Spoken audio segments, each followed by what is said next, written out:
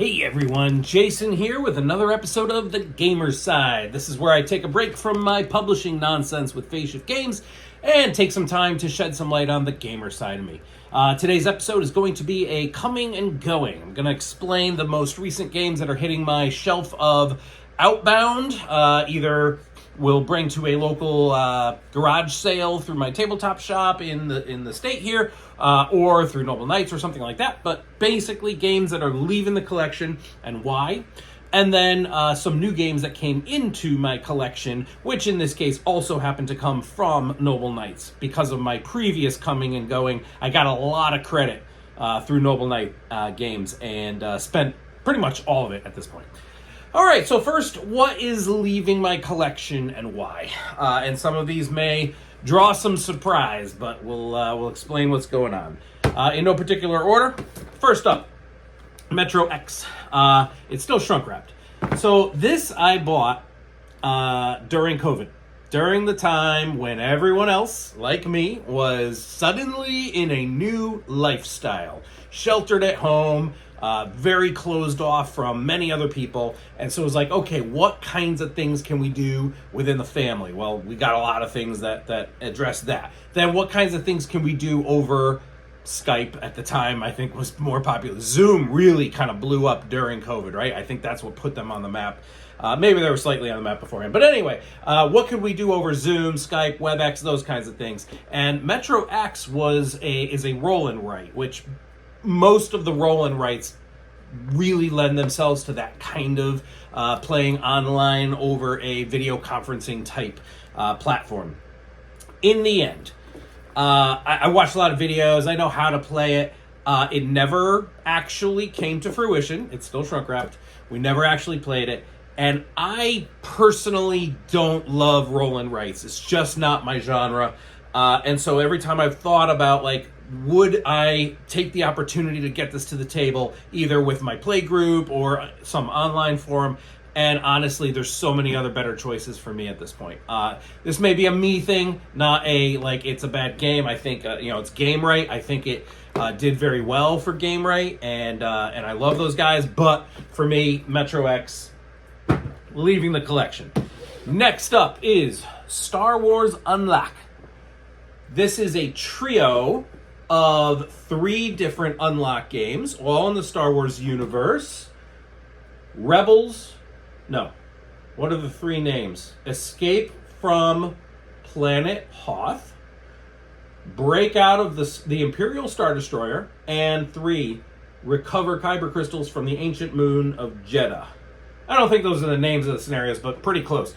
3 very different scenarios, and 3 very different gaming experiences. So, my group, we played all these. We kind of beat 2 of them. The third one I'll get to in a second. So it's leaving my collection because we're done. You only play these once, and it will now find another good home. It's an escape room style game, but it is non-destructive. So nothing here was destroyed or ripped or marked up. Anyone else can pick it up and play it and enjoy it.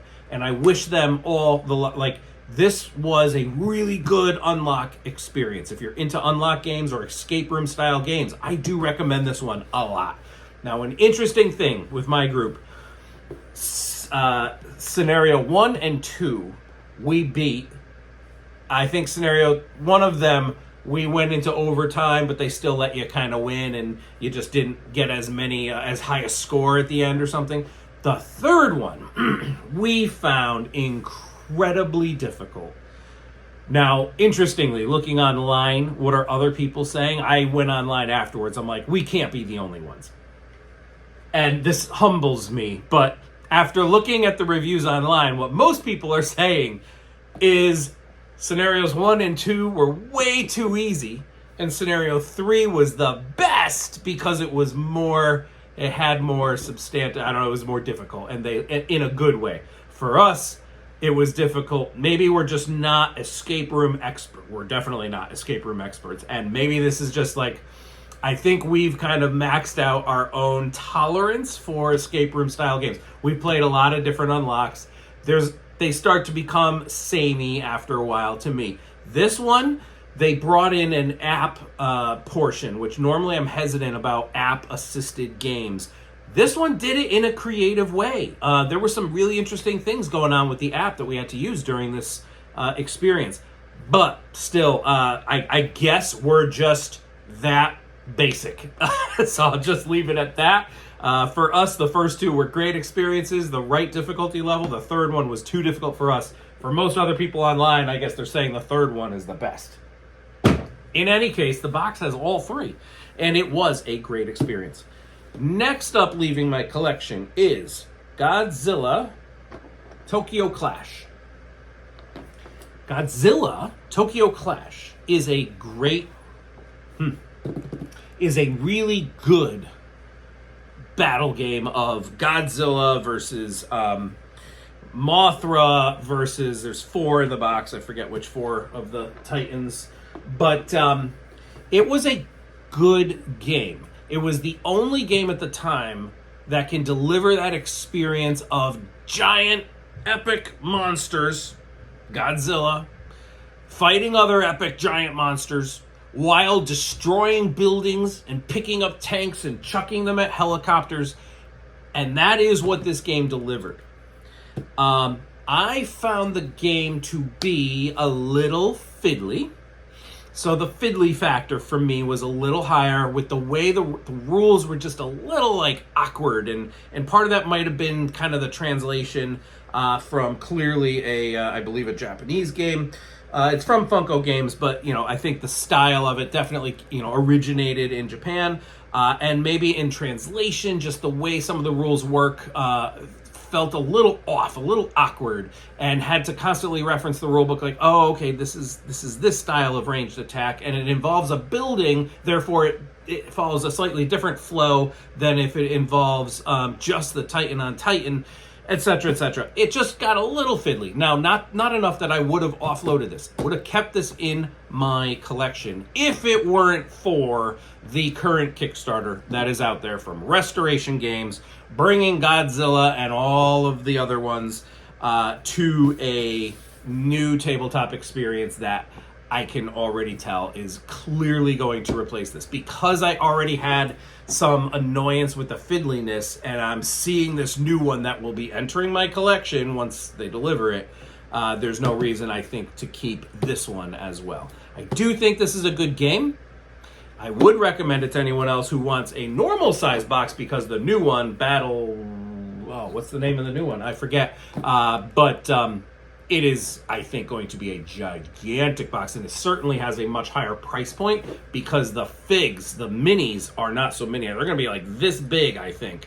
Big, giant Godzilla on the table. Well, this is a normal size board game. So, in any case, Godzilla.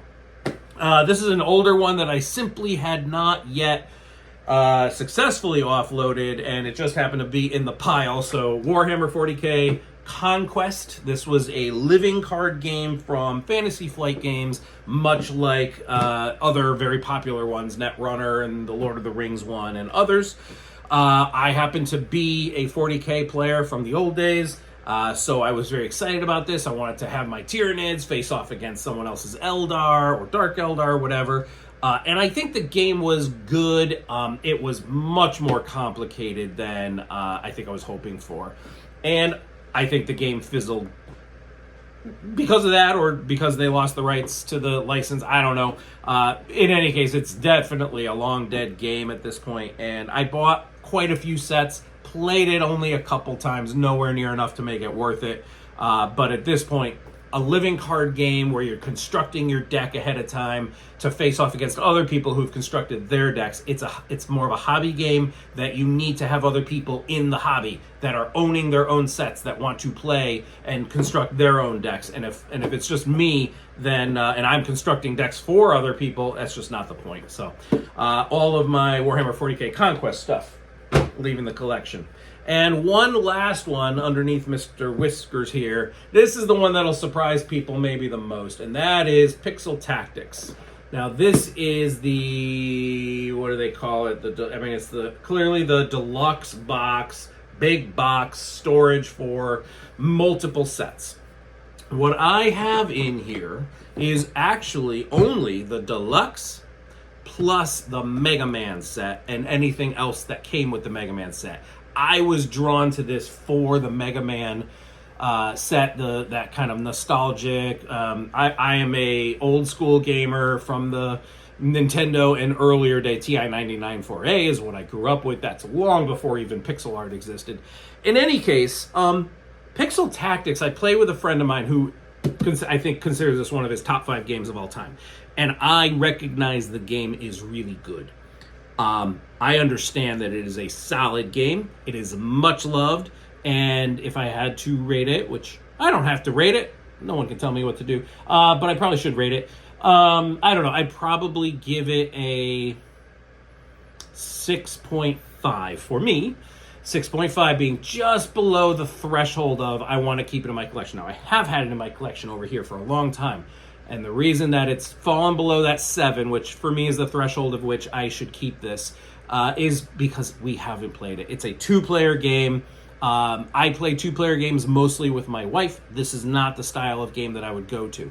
The additional thing for me, as you're starting to learn from my repetitive comments in some of these videos, is the fiddly factor. I think the game is clean in one way. It's a very elegant execution of what they tried to do, but the execution itself, what they tried to do is make cards so multi-use that every card I think has 5 possible uses. Front line, middle line, back line, leader, or play it as a one-off special ability, I think, special effect. It's at least 4 of those 5. And that means there's a lot of text on every card. And that means that sometimes the text is small size. And for me, it's just more of a chore to have to mentally grok my hand of cards. Which one am I going to play? In which of the 5 zones? Well, technically the leader, I think you only play one of those. So, you're really only deciding between the other 4. But still, that's a lot of decision space. And then once all those cards are out in your front row, middle row, or back row, you still see all that text everywhere. But when you're looking at the front row, you have to only pay attention to one of the rows of text on all those cards. Then in the middle row, ignore that row, but look at the middle row of text. Anyway, it's a lot of mental exercise. And it's not as straightforward as just, this is the card, this is what it does. Now, granted, that would be a more limiting execution of card effects, what I just described, which defeats the purpose of this game. So I think what they did was good, just not for me.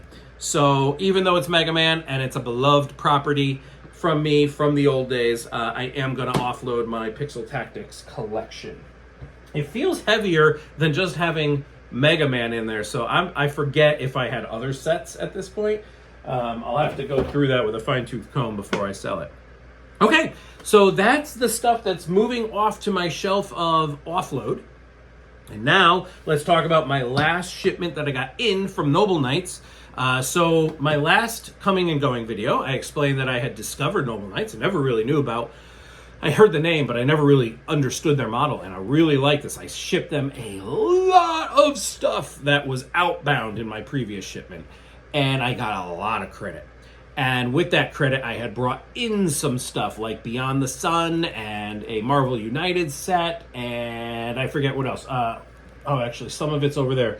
Australis might have come in from them, and so on. So anyway, I got in a bunch of stuff, but I still had only spent maybe two-fifths of the credit that I had. Maybe half. I don't know. So now I have spent the rest of the credit, and these are the things that have just come in. Again, in no particular order, I'll start with the stuff that's going to be quick, which is 3 new sets for Marvel United. I got Blue Team, Gold Team, and the controversial Deadpool. Now, why did I get these? Because I have almost everything in Marvel United, the first 3 Kickstarters. I was just missing a few sets. I got Spider-Verse. Oh, that was one of the other ones in the last shipment from them. I got Into the Spider-Verse, and these were the other 3 boxes that I'm missing. I am missing one more, and that is the Fantastic Four, the base box. I have the Fantastic Four Coming of Galactus, I think it's called. I don't have the base Fantastic Four, so I do still have to find that one. And then maybe there's a couple promo characters or Kickstarter exclusives that I'm missing. That's fine, but the core boxes, I wanted to have the final ones that I was missing. Deadpool, I was really hesitant to pick up, considering I believe it to be the weakest of all the Marvel United, because it does what Deadpool does. It breaks the fourth wall. It's wacky. It's off the rails. I think there are cards in it that say you get a fight and a move. Double this if you happen to own a cat. Literally. Something along those lines. Like, and thematically it would be, whatever the card would describe, maybe why the cat matters in real life. But the point is it's tapping into real life stuff. If someone gets up and shouts some phrase, they probably get a bonus. That kind of stuff I normally do not like in any games. But this is Deadpool. And I kind of feel like I could see some fun for at least a game or two if someone were to play the Deadpool character, especially some of the friends who come over who are more theatrical, more animated. I could see them being like, I'll play Deadpool, and I could see them having fun with some of those break the fourth wall kind of effects. So, and there's other characters in here that are more normal Marvel United, which I want in the collection. So, yeah, I finally decided, you know what, I want it. I'm going to get it. All right, so those are the 3 Marvel United. Then 3 other games that I'm really excited about, each for their own reasons. First is Untitled.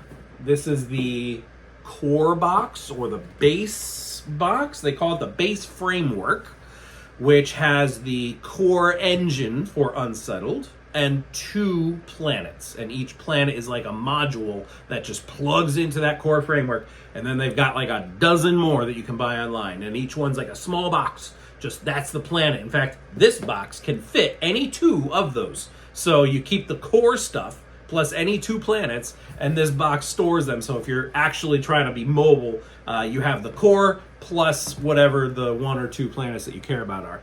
It is a sci-fi co-op adventure, which, again, if you've been watching any of my stuff, if you follow me on Phase Shift Games or any of the stuff I do on the side, I'm a sci-fi geek at my core, and I just love what this kind of game could be. This one always, from the reviews that I've seen online, always seemed to be a little more puzzly and a little less sci-fi adventure exploration story. And that may be. And so I hesitated for year over year, and I was focused on other games. Like I got ISS Vanguard, hoping that would be the epic sci-fi adventure that I wanted. Alas, it was not. Then recently I picked up Stars of Ikarios, or I got my Kickstarter, and I'm super excited about that one. Maybe that one won't fully fit what I'm really looking for. I also have Wandering Galaxy, one of the Crossroads games from Plaid Hat, and that one I think is almost 95% narrative, and I'm a little nervous. Is it too narrative, and I won't find the game mechanisms as meaningful? I don't know. I'm waiting for the app to be finished so that we can start Wandering Galaxy. So anyway, Unsettled is, I understood it to be more of just figure out the puzzle of the way the cards are laying out and where you have to go to pick up what resources, get to the destination before the time runs out. And I was always held back a little bit because of reading and hearing about some of that. But then I see some people like Alex from Board Game Co. talk about this as being one of his top games of all time. Like a 4.5 out of 5 for him, which is just off the charts. And other people, not just him. And I'm like, you know what? I was able to get it through with my credit. I think it was $75 for the box. Everything in here, even though the box was technically used, all the cards are still shrunk wrapped, so it's basically brand new. And I'll try it. And if we don't love it, I'll send it back to Noble Knights and sell it. I think there have also been some newer expansions that are not just a planet module, but actually somehow expand the core framework of the game.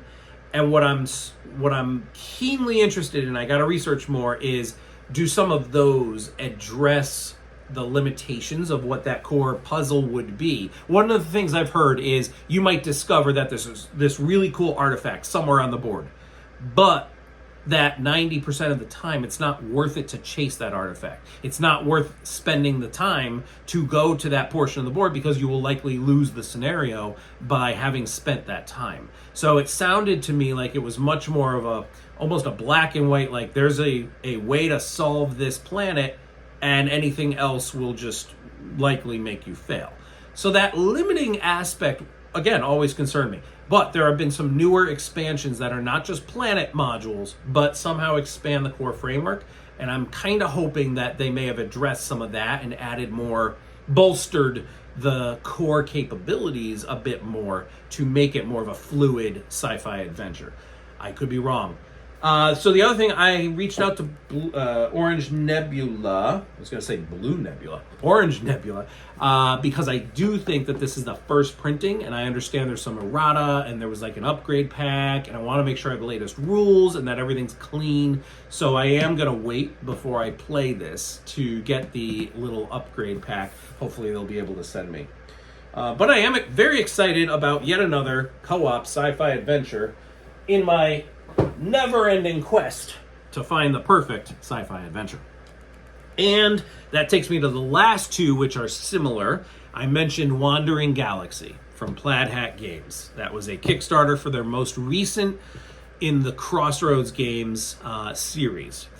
I don't remember what order the other two came in, but one is Freelancers, which is more of the traditional fantasy style genre, and the other is Forgotten Waters, which is their pirate themed Crossroads adventure, and Wandering Galaxy is the newest, which is their sci-fi themed one. Each of these I had seen in the past, and I looked them over very quick. I passed them over very quickly because I heard about the app and the fact that it's app driven. I don't know if the app is technically required, but everyone always talks about it as you want to use the app. And that, for a long time, I pass it over. I was not interested in that.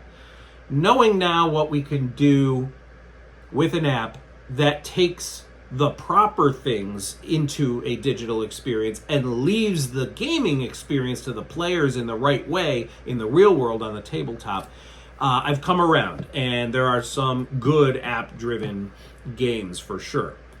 Then each of these have their pros and cons. There are certain aspects of each of these that some people are like, yeah, that particular part was a little fiddly, or that particular part was a little awkward.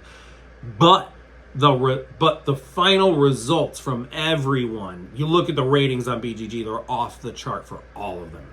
You look at the reviewers, off the charts for all of them. People refer to this. I think what finally sold me was I heard that this was Monkey Island, the board game. Well, Monkey Island harkens back to, again, my days as a digital gamer growing up. Monkey Island had such an amazing, wacky pirate theme. I can still hear the song in my head, that chiptune song. And if Forgotten Waters brings some of that type of narrative experience, that nostalgia, with a really rich storyline and good voice acting, which I understand it has amazing voice acting and story, and then some fun gameplay at the same time in a co-op pirate adventure, and likewise for the fantasy, and likewise for the sci-fi. I could be wrong. I could crack open the first of these, whichever the first one is, and say, oh, now I get it. Not for me. And again, I'll just send them right back to Noble Knight. Not a problem. But I believe these will stick well with my core group, which is my wife and my friend Mike in particular, and maybe one or two others. I'm excited about these, and the main reason I got these two now is because I have been waiting. I got Wandering Galaxy, Gen Con or Essen last year. It must have been Essen. Oh, no, it wasn't even. It was a Kickstarter. I kickstarted it. And I got the Kickstarter around the end of last year. And they said, we wanted to get it in everyone's hands for Christmas. They said, but it's not ready yet. The app is not yet done. And it's still not done from a voice acting perspective. I think there's enough done that you can play as long as you fill in the gaps of the voice acting with written text that you're going to read. To me, I'm like, I'll just wait for the full experience. But I'm really excited. And I've been waiting, and then it was April, and then it was May, and now it's June, and I'm still waiting. And they send out regular updates. They're doing their job, and they're talking about how much work it is, but making good progress every update, but month after month after month. And I'm like, I want to play one of these games. So I picked these up because literally I could start playing this weekend and really experience what this system, this Crossroads type game is all about. I just the way people describe it online, I really think it's going to be a big hit. So that is why I picked up the other 2 Crossroads games and added them to my collection most recently. And that is everything for what was coming and going as of today, June, 6th. I never know the date when I record these videos. I don't know if that's good or bad. I'll just stop trying to say the date. As of today. And so, thanks so much for watching. Please like and subscribe. Share with your friends if you like the kind of content I'm putting out. Let's grow the channel, and I'll keep more good things coming. Thanks so much again. Jason with the Gamer Side. Take care. Bye.